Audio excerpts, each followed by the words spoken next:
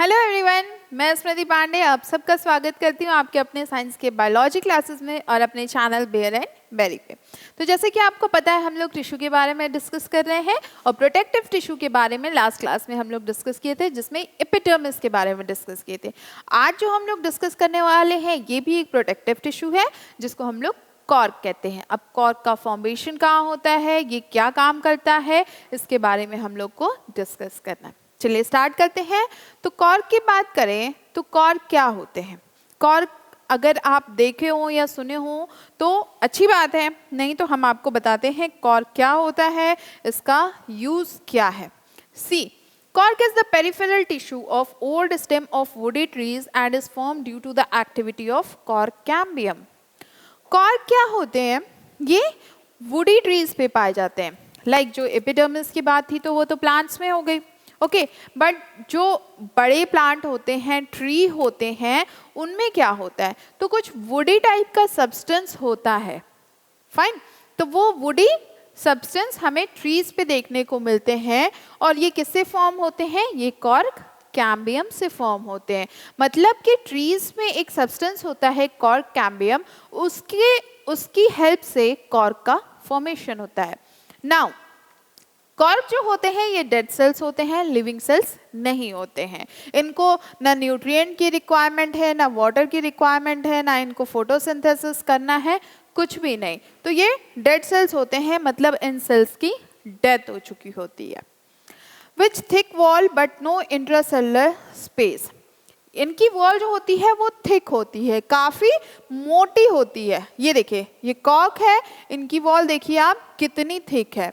दूसरी बात करें तो इनमें भी इंट्रासेलुलर स्पेस नहीं होता है बिल्कुल भी। जैसे हम लोग जब एपिडर्मिस की बात कर रहे थे तो वहाँ पे लीव्स में इंट्रासेलुलर स्पेस थे, बट कॉर्क में इंट्रासेलुलर स्पेस नहीं होते हैं, बिल्कुल भी नहीं होते हैं। बाकी प्लांट की पूरी बॉडी पे, एपिडर्मिस में भी वहाँ पे इंट्रासेलुलर स्पेस नहीं थे, बट जो कॉर्क होता है इनकी तो पूरी बॉडी ही बहुत टाइटली पैक्ड होती है और इनमें बिल्कुल भी इंट्रासेलुलर स्पेस नहीं होता है। ओके, और ये बहुत थिक होते हैं, मोटे होते हैं, मोटी लेयर होती है इनकी।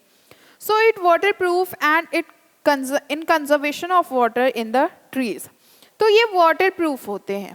अब वाटर प्रूफ भाई, जब कहीं से इवेपोरेशन की ही जगह नहीं मिले तो वाटर कैसे इवेपोरेट होगा, नहीं हो पाएगा ना।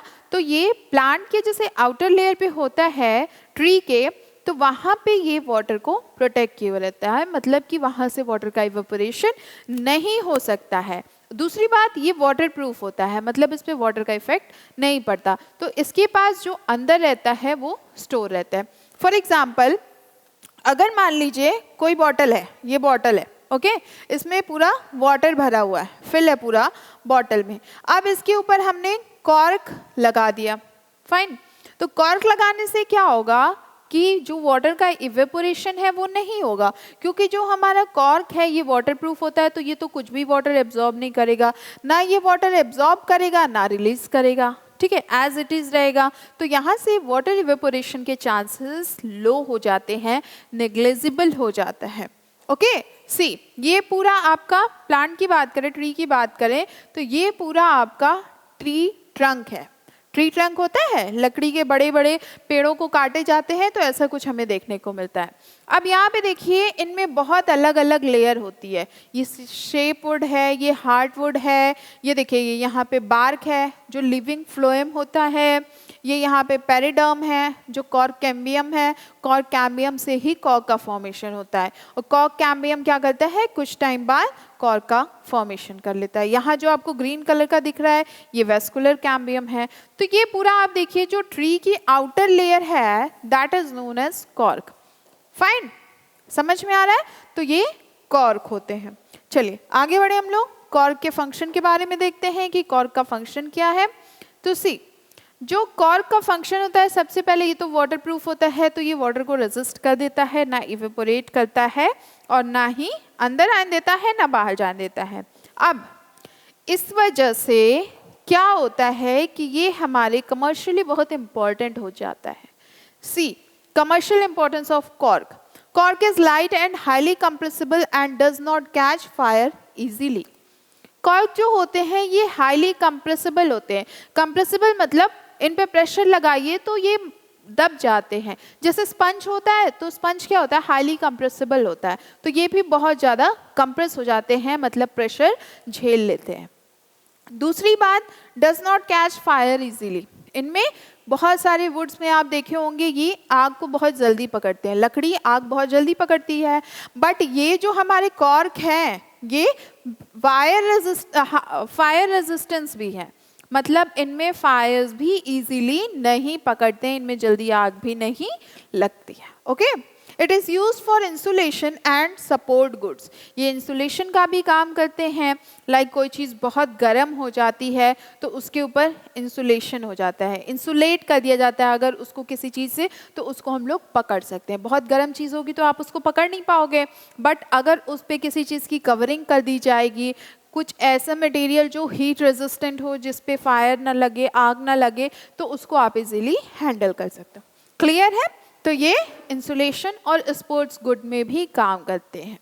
नाउ प्रोटेक्टिव इन फंक्शन, इनका फंक्शन जो होता है ये प्रोटेक्शन प्रोवाइड करते हैं ओवरऑल। अब सोचिए ये जो लेयर है ट्री पे, अगर ये प्रोटेक्टिव नहीं होगी तो दिक्कत हो जाएगी ना, एक तो वाटर का इवेपोरेशन हो जाएगा, दूसरे ये इतनी हार्ड होती है कि इस पर हम कोई ईंटा चला दे या कुछ बड़े बड़े मतलब मशीन्स अगर जल्दी काम नहीं करते हैं तो बहुत मेहनत लगती है। So that is protective in function, क्योंकि ये ओवरऑल प्रोटेक्शन प्रोवाइड करता है।